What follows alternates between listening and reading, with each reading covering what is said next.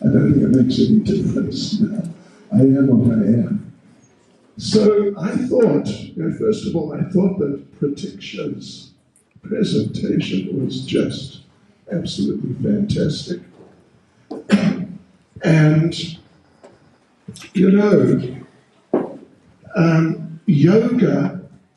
yoga is quite a big subject. As Dineshwar was saying, I practice or I focus on bhakti yoga. What Pratiksha was doing is essentially, or most of it, was hatha yoga.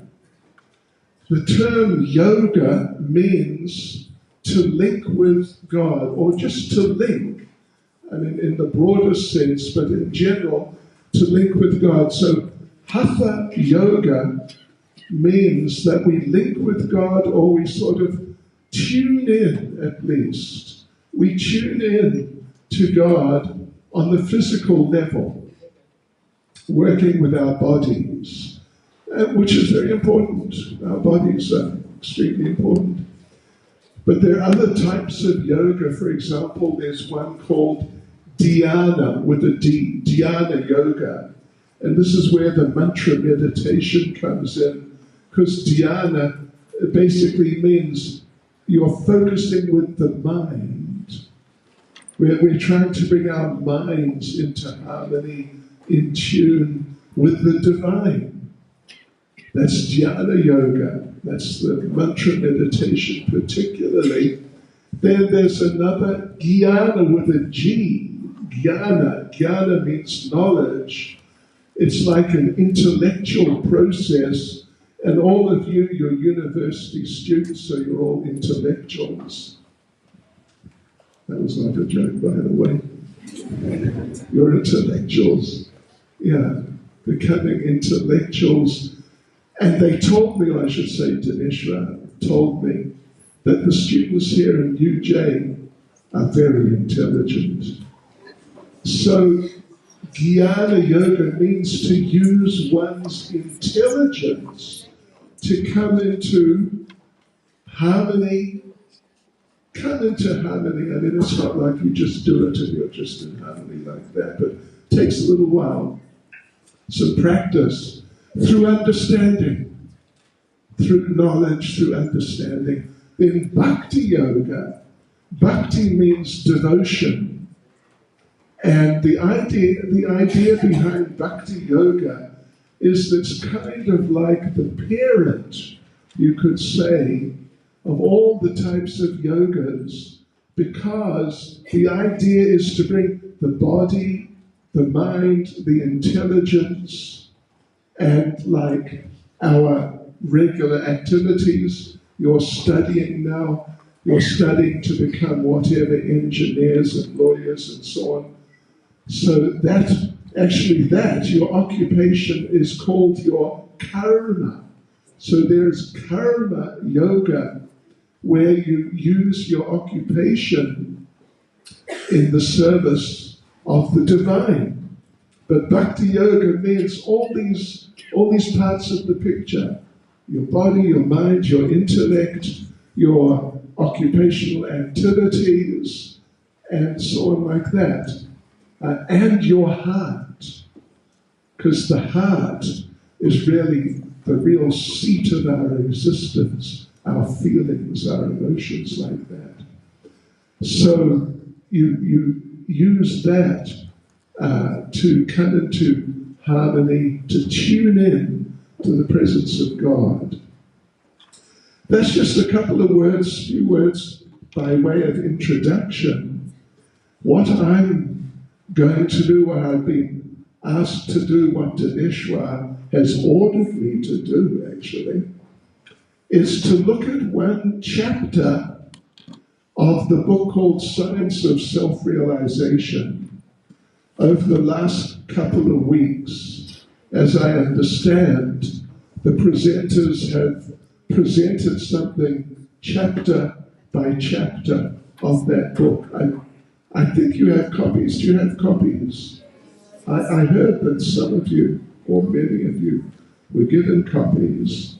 So now we come to the fourth chapter. And this fourth chapter, it's extremely interesting, actually. It could be a subject for a bit of controversy and even, to get a bit worked up about. This fourth chapter of the Science of Self-Realization. I don't know if any of you who received the book a week or a couple of weeks, whatever ago, if you brought it with you, you could have a look at it if you got it with you. But it is called, Are You Ready? Are You Sitting Down? Sit down. Have you fastened your seatbelts? It is called Understanding Krishna and Christ. Wow. So, there's some space for a little controversy there. But let's have a look at it. As Pratiksha was saying, we should try to be mindful. That's part of Hatha Yoga, but strictly speaking, it's really a part of Dhyana Yoga, the meditation aspect of yoga, of linking with the divine. Yeah, so let's try and have a dispassionate look at the subject of understanding Krishna and Christ. Now, you've been coming for a while. Maybe some of you were coming also last year, perhaps. But you've been coming the last few weeks at least. And you've heard this word Krishna before. Am I right? Maybe. Anyway, you've heard it right now. Krishna. Krishna is a word. Well, we had actually one of our students here whose name is Krishna. There she is. It's a name that can be used by males or females. And I just met her, an hour or so ago. And she said, my name's Krishna. And I said, really? I've been looking for you for years. Because Krishna is the name of God in the Sanskrit language, which is like the foundational language of India, but not just India, Southeast Asia. Southeast Asia. If you move around through Southeast Asia, you'll find places where the current day language is based on Sanskrit. Like if you go to Malaysia or Indonesia, the term for a local resident, someone born there, like native to the country, is Bhumi Putra. That's a male, at least. Bhumi means the earth, the land, and Putra means a son of the soil. This is actually pure Sanskrit, in fact. It's interesting. The culture was through all of Southeast Asia, based on the Sanskrit language. So Krishna is a Sanskrit word and a name for God, or you can say a term, a descriptive term, which describes God or the divine. Krishna means literally all attractive, all attractive qualities in full. That's God, isn't it? Must be. All attractive qualities in full. All knowledge, all strength, all fame, all beauty. Some of you are quite beautiful, isn't it? Do we have any beauty queens here? Yes. Very beautiful. I'm sure some of you are worthy. But if you're Miss UJ, see Krishna, when Krishna was here 5,000 years ago, he was physically present. Because he possesses all these qualities in full, including including beauty, when sometimes when people would see him, they would faint. Because it's just the beauty. We haven't really had experience of beauty like that, but it was just so incredible they couldn't sort of digest it, and they'd faint. Did anyone faint when they saw you? No? Just one? Not even one? No, same with me too. Maybe when they saw me, they fainted. I don't know. So anyway, let's try and understand a little bit about Krishna and Christ. Because if we can understand these things, it will help us in our mind development of mindfulness, which Dineshwar is arranging these presentations for the last few weeks and the next so many weeks. It'll really help us like that to appreciate some things more clearly than we've appreciated them before. So this term, Krishna, means all attractive, one who has all attractive qualities in full. Even, some people are attracted to horror, isn't it? There's some people, they love to watch zombie movies. And I don't know if they have zombie festivals in Joburg, but in America they have zombie festivals because some people are attracted. They just really like it. So Krishna says in Bhagavad Gita, Mrityu sarva haraschaham, I am death. And death is the most horrible thing of all, because that's it. That's basically it. Yeah, at least in terms of the current body. Anyway, understanding Krishna and Christ. Our founder, Prabhupada, he met with Christian priests on a number of occasions. And, believe it or not, I was born in a sort of partially Christian family. They weren't very serious about it at all, but nominal Christians. And I started school when I was 5 in New Zealand, because they start school when you're 5 in New Zealand. At an Anglican school. And I stayed in that school and went all the way through to like the equivalent of matric. 12 years I was there. Every day, literally. We went to chapel in the morning. So in other words, I know I had a little experience in these things. But there's a conversation of Prabhupada's with a Benedictine monk. Benedictine is one of the monastic orders, Catholic orders. So this fellow is like a very senior Benedictine monk. And the first point Prabhupada made is, the first thing he asked was, what is the meaning of the term Christ? And the monk said, the anointed one, which from what I understand is sort of the basic understanding. And Prabhupada made the point then that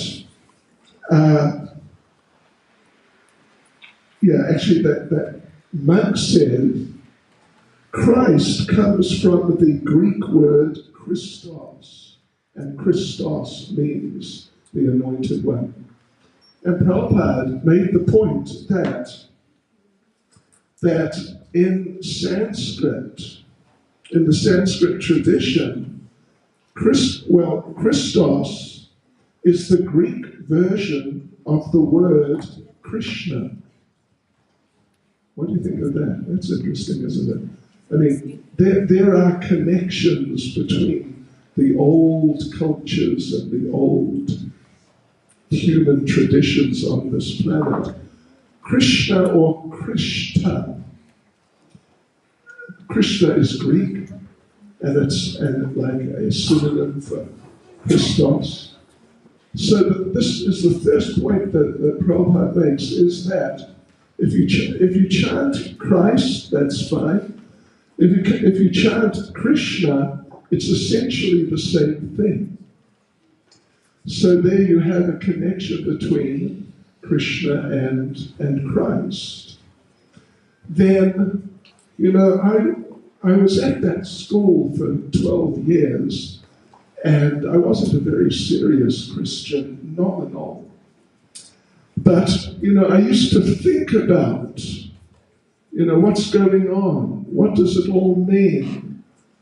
Like, for example, if you're, from Christian backgrounds, I'm sure many of you are, then you would have heard one time Jesus did a miracle. He turned water into wine. You heard about that one? Yeah, okay. So water into wine. When I left school, I became a journalist first. I was a journalist for 4 or 5 years and studying philosophy at the same time in Auckland, New Zealand. And you know what happened one time? The beer tanker drivers, beer like what people drink, the beer tanker drivers went on strike. The whole country ran out of beer. What do you think of that? Then, when there was no more beer left, they drank all the whiskey, all the wine, and everything like that. So there was actually no liquor left in the country for like 2 or 3 weeks. And there I was a junior reporter. I think it was 1968. Where were you in 1968? I would say in your previous lifetime. But anyway, there was a daily newspaper, and one day our crime reporter came in and told us, and I wasn't a Hare Krishna, I knew nothing about it in 1968. But the crime reporter came in. His name was Frank Boyle, and he was a hard man, journalist. And he said, you know what? The chief of police for the country, New Zealand, just told me the crime rate has dropped 90%. Yeah. So, when I heard back at school that Jesus turned water into wine, I became a little concerned or doubtful. How many of you come from families or know families where particularly the father is not very nice, like a bit violent or something like that, beats up his wife or his children? So in Bhakti Yoga, through the practice of yoga, and particularly the chanting of mantras, just like medicine, like, penicillin or antibiotics, etc., they clean disease out of the body. That's the idea. So mantras are sound vibrations which do the same thing. They clean out the mind from dirt. Like, we've heard of air pollution, water pollution. What about mind pollution? We would say that mind pollution is lust, anger, greed, envy, pride, arrogance, things like this. They get cleansed out through mantra, because mantra is sound vibration which has special power, special nature of cleansing the consciousness. Part of yoga is just such an interesting thing. Then, so I would encourage you in your pursuit of life to practice yoga and try to avoid liquor, Daca, is that okay? Daca, cocaine, heroin, morphine, and stuff like that. Methadone. Yeah, and try to follow. Try to follow. You know, one thing that Jesus said, one thing, it's actually one of the 10 Commandments in the Old Testament. Who of you know, who here knows which is the 5th commandment of the 10? Anyone? Do you know what's the 5th commandment? Who fancies themselves as being a Christian here? You know what the 5th commandment is? I mean, you better if you're a Christian. The 5th commandment, I will put you out of your misery. Thou shalt not kill is the 5th commandment. Thou shalt not kill. There's another conversation here. I'm just keeping it brief. There's another conversation Prabhupada with another,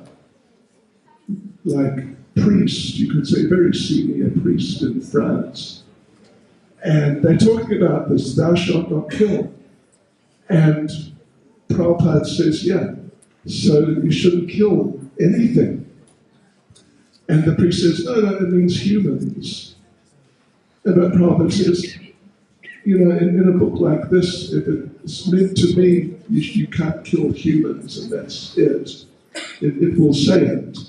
But this is saying, thou shalt not kill anything. I mean, of course, if there's a real emergency, if you're on a desert island, you know, and there's nothing other than some little animal, I mean, that may be another thing. But under normal circumstances, thou shalt not kill means we should actually not kill. Even if you know Genesis, you know what Genesis is, right? You know what Genesis is? The first book of the Old Testament. There, God himself says that for the humans, your food will be the grains and those types of things. Did you know that? That's Genesis. And Jesus himself preached the 10 commandments, including number 5. Thou shalt not kill. Yeah, he did.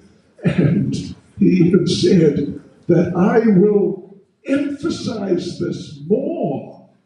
I'm not here to replace the commandments, but I will emphasize them more than they were emphasized back, you know, at the time of Moses and company when the 10 commandments came about. So, you know, in the practice of yoga, these factors are there in the practice of yoga. And I would say, in fact, my experience over the last so many years is that if you take these practices of yoga, if you're a Christian or a Muslim, I think I saw one Muslim lady up there, if you include these practices in your whatever you're following, it'll make you a better Christian, it'll make you a better Muslim, it'll make you a better person, it'll make you a better you. You will improve and become a better and happier person, really, a lot. So there you go, friends. A few words, think about it, and okay, all right. That's it from me for the time being.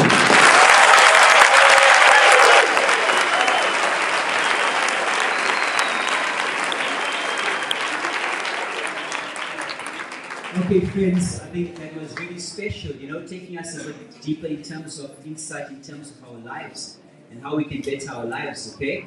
So if any one of you has any questions, you can ask Bhakti Chaitanya Swami after the program. I'm sure he wouldn't mind spending a few minutes with you guys. Would you like that? Yes. Okay, wonderful. So guys, the next phase of the session is a cooking demo. We're going to share with you guys something really amazing. So, Funo, So guys, we're going to set